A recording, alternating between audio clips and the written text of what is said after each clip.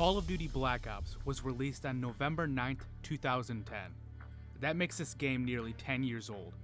The game was coming off of Call of Duty's previous title, the absolutely iconic Modern Warfare 2, another game that people widely regard as the greatest Call of Duty of all time. But today, we're going to be talking about how Black Ops 1 is not only my favorite Call of Duty game, but my favorite game of all time.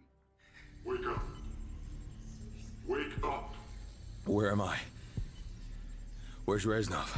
We'll start with the campaign. The campaign takes place during the Cold War and the Vietnam War, with some flashbacks to World War II. The beginning of the campaign has you invested immediately. Your character Alex Mason is awoken by a deep, ominous voice. You're tied to a chair and you're asking about the location of people that you, the player, have yet to meet. Your character is repeatedly shocked to provide answers to the voice. The voice seems to know everything about you, but you, the player, have no idea about yourself. This is a fantastic way to start a campaign, instantly having the player be intrigued and, like Alex Mason, wanting answers. I won't go through scene by scene of this campaign obviously, but to truly understand all of it, you should play it, or at least go on YouTube or something like that and watch a run through of it. I really recommend it. The game has excellent storytelling, going back in time into the present time of the game. Whenever that deep, menacing voice asks you to recall what happened during a certain time, the game puts you right in that mission so you can play through what happened yourself. The longevity of a game or a movie or whatever can really be only known as time goes on, but the characters and quotes from this game definitely have stood the test of time. Characters like Mason, Woods, Bowman, Hudson, and of course you cannot forget Reznov, one of the most badass video game characters of all time.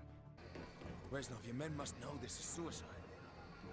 Victory cannot be achieved without sacrifice, Mason. If you're a video game fan, then the line, The numbers, Mason. What do they mean? is no stranger to you. This was also at a time when Call of Duty would take risks with their campaigns. I'm not talking about an edgy, dark, and gritty campaign filled with controversy either. Don't get me wrong, the new Modern Warfare game that came out in 2019 had a great campaign, but one of the only complaints that I can think of is that they tried to add as much controversial shit as they could just so they can get people to talk about it. That differed from Modern Warfare 2 with something like No Russian that actually was a main part of how the story develops. It was a major plot development. Black Ops 1 didn't have much controversy, more so being unique. The mission where you go into the Pentagon and to meet JFK.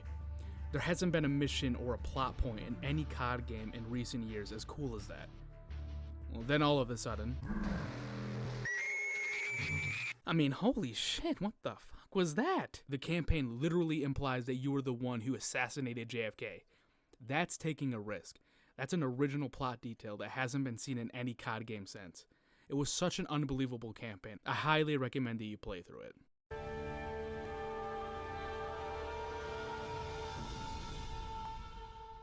Ascension.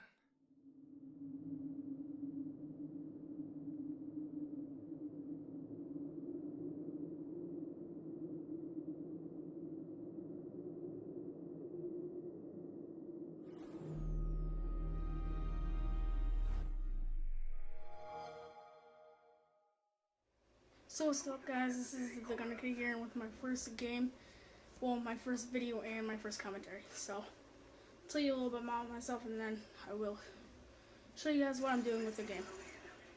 So about myself, all I really do on my free time is watch TV, homework, and games. It's really hard to believe that it's already been close to 10 years. At the time, there wasn't a care in the world. No true priorities. I could spend my time playing video games and see no repercussions. I remember those days waking up to a snow day and immediately getting online and playing with my friends. It was a much simpler time. And when it comes to playing online, Black Ops was the perfect game. The multiplayer introduced us to so many great innovations. Most will look to Modern Warfare 2 as the best multiplayer, but to me, that game had way too many game-breaking problems. Which is actually what made that game pretty fun, but still. In fact, just to get it out of the way, the only true complaint I can think of the Black Ops multiplayer is the pacing being a bit slow. I think this is the case considering it followed what was the most chaotic Call of Duty of all time. But let's talk about what the multiplayer did that makes me believe that this is the greatest Call of Duty of all time. customization was next level. Camos were better than ever and felt more rewarding than ever before. This was the first Call of Duty game where you could customize your character with face paints, something that seems unimpressive now, but for the time was amazing.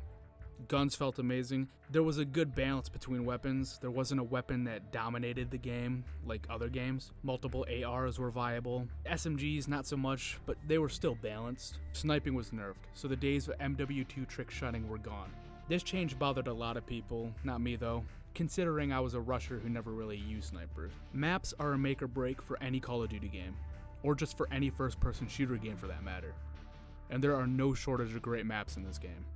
Jungle, Summit, Launch, Firing Range, and of course, Nuketown.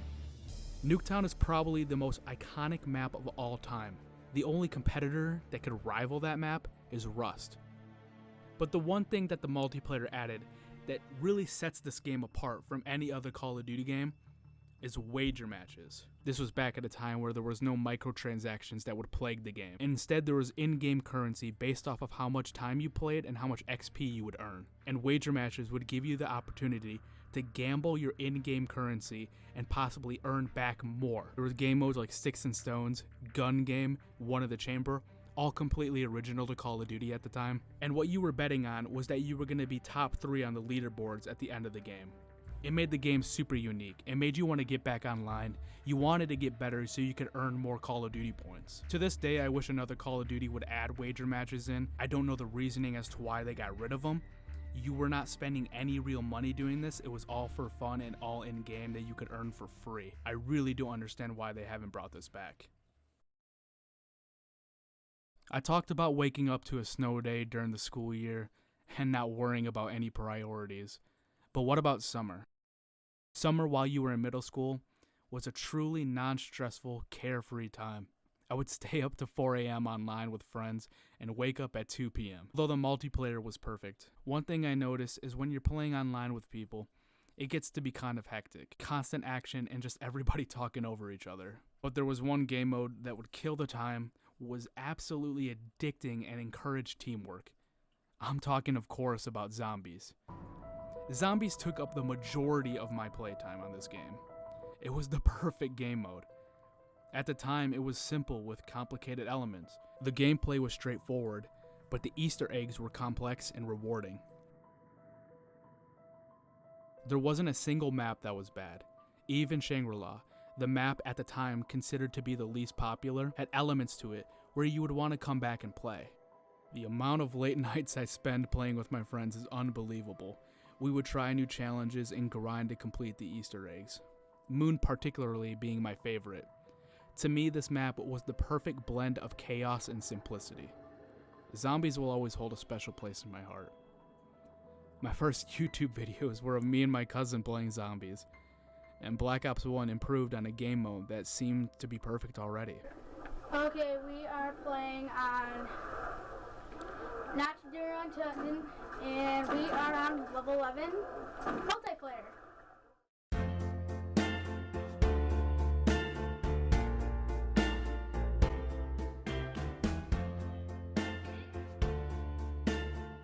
A real negative about Call of Duty is that they release a new game every year. So when they release a game the following year, most people switch to the new one, leaving the old one behind. Now I love the following 2 Call of Duty games after Black Ops, that being Modern Warfare 3 and Black Ops 2. But Black Ops 1 for me would always be the best. Now aside from random surges in player count on the game, probably from people like me feeling nostalgic, the game is virtually dead. Of course you can still go on and play zombies or whatever, but there's no excitement anymore. If you're like me, you've gone back to play some of the old games you've loved, and it just didn't really feel the same. I think that's because of a combination of a few things. The game doesn't feel the same because it's not innovative anymore. Everything that Black Ops 1 or any other game that innovated back in the day has probably been improved on it in the later years. Like I said, there's no excitement anymore. There's no community behind it to make it feel special. And lastly, if you're like me, these games that you hold so close to you came at a time where you had no responsibilities. Whether that being in elementary school, middle school, or even parts of high school. Our lives were so much simpler back then that getting on a game didn't feel like a fun thing to do when you had the time. It was just what you did. There was no second thoughts. There is a part of me, however, that is glad that these games are in the past rather than continue to be played. With it just being a memory, nothing can be tainted. The game is the same way now as it was back then. So if you do find yourself going back and playing Black Ops or any other game that means something to you, it will feel the exact same. And that's special. So I'm not really going to talk about the gameplay. I'm going to talk about the Resurrection map pack that just came out. The Resurrection map pack, guys, was insanely good. I really did enjoy it. Moon is my favorite map. I actually have a few gameplays ready for Moon. It's already uploaded. Well, not uploaded. It's uploaded to my computer. So,